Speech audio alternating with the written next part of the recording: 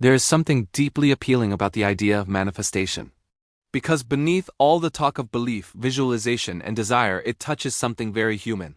The hope that life is not finished with us yet. The hope that we are not trapped inside the version of ourselves we happen to be right now. And maybe that is why the idea stays with people.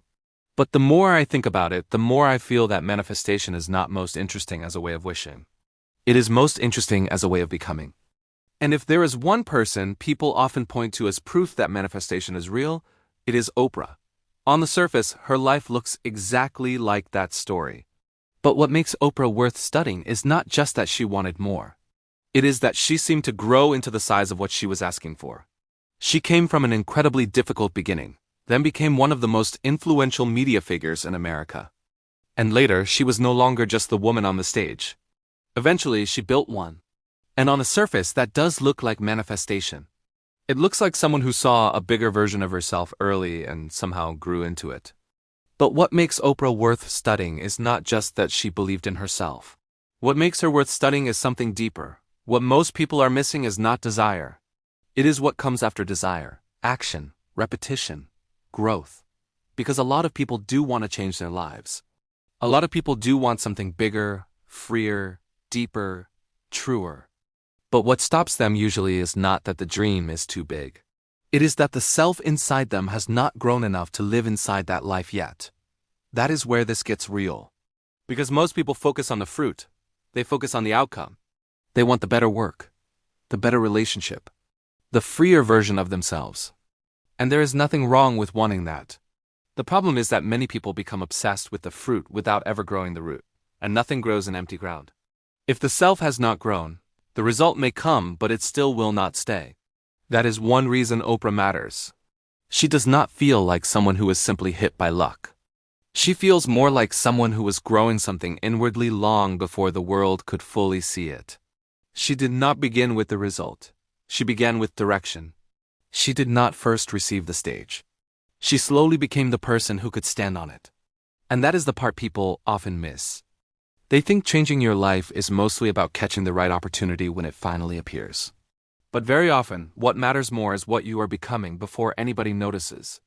Before anyone else can see it, have you already started becoming someone new? That is where manifestation gets misunderstood. Because the deeper version of it is not really about wanting harder. It is about growing differently. And honestly, there is nothing mystical about that. An older language for it has existed for a very long time. In Buddhism, there is this idea of seeds. The idea is simple. What you repeatedly think, repeatedly feel, repeatedly do, what you keep returning to begins to root itself in you. It becomes familiar. Then automatic. Then easy to repeat. And if you wanted to say the same thing in more modern language, it is a little like training AI. A model does not magically become what you want it to become. What you feed it matters. What you reinforce matters. The patterns you strengthen become the patterns it runs more easily. People are not so different. If you repeatedly practice retreating, retreat becomes faster.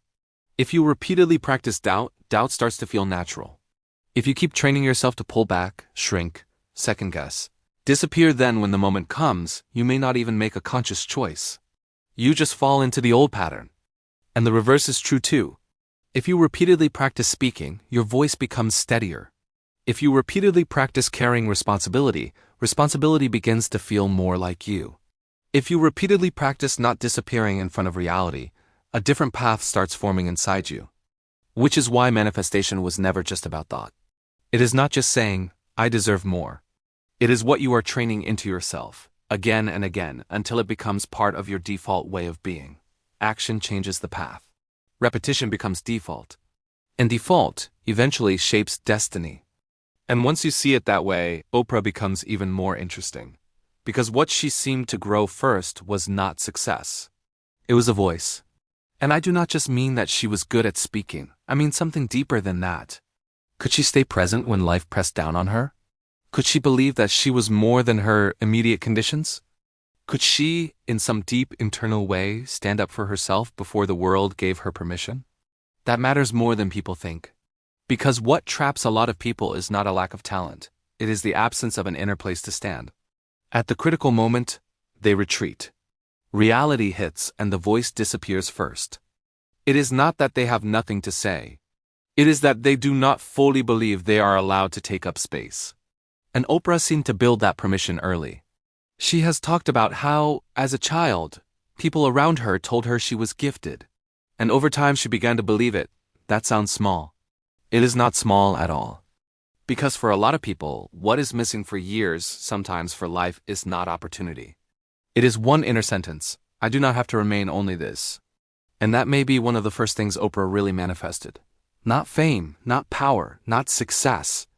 A voice, a real inner position. Because once a person has that, life starts reorganizing around it.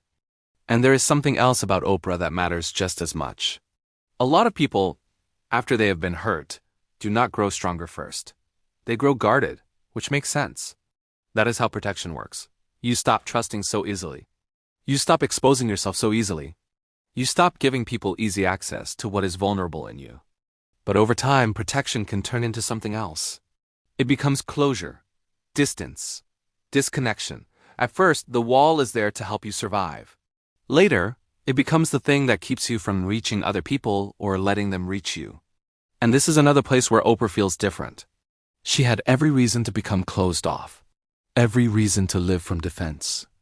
But what she seemed to develop instead was the ability to turn pain into understanding, into listening, into emotional presence, into a way of making it possible for other people to speak. And that is why her work never felt successful in a shallow way. People often felt that she was really holding something human. That she was not just interviewing people. She was meeting them. And that is rare. Because after pain, the easiest thing to grow is not strength. It is a wall. But she did not turn her pain into a wall. She turned it into depth. And once you see that, you also start to understand why success stayed with her. Because when people talk about success, they love talking about opportunity, the right contact, the right platform, the right moment, the right timing. And yes, those things matter. But opportunity does not just test whether you can catch it. It tests whether you can hold it. That is the deeper question. Can you carry what you are asking for? Can you remain steady inside a larger life? Can you survive visibility? Can you handle responsibility? Can you stand inside a bigger position without being crushed by it? That is where Oprah stands out again. She did not just have one breakthrough and stop there. She kept growing. First, she could speak. Then she could connect. Then she was no longer simply inside a platform. She built one. That does not feel like luck alone. It feels like someone who kept becoming larger inwardly until larger outcomes finally had somewhere to stay. And that really is the point. Opportunity does not stay automatically. It stays with the people who can hold it. Which is why, in the end, what Oprah demonstrates is not wish fulfillment. It is something deeper. She shows what it looks like to become the container for the life you want. That is a much more serious version of manifestation. It is not about asking the universe for fruit. It is about refusing to remain the kind of ground where nothing can grow. It is not just asking, what do I want? It is asking, what am I becoming every single day? Because what shapes a life is often not what you say you want. It is what you keep practicing when no one is watching. It is what you keep feeding. What you keep reinforcing. What you keep rehearsing until it becomes your nature. What you train deeply, you slowly become. And what you slowly become determines what kind of life can actually stay with you. That is why Oprah is not just an inspirational figure. She is a reminder, a very concrete one. What many people lack is not the dream. It is the soil. It is not that they have never wished for another life.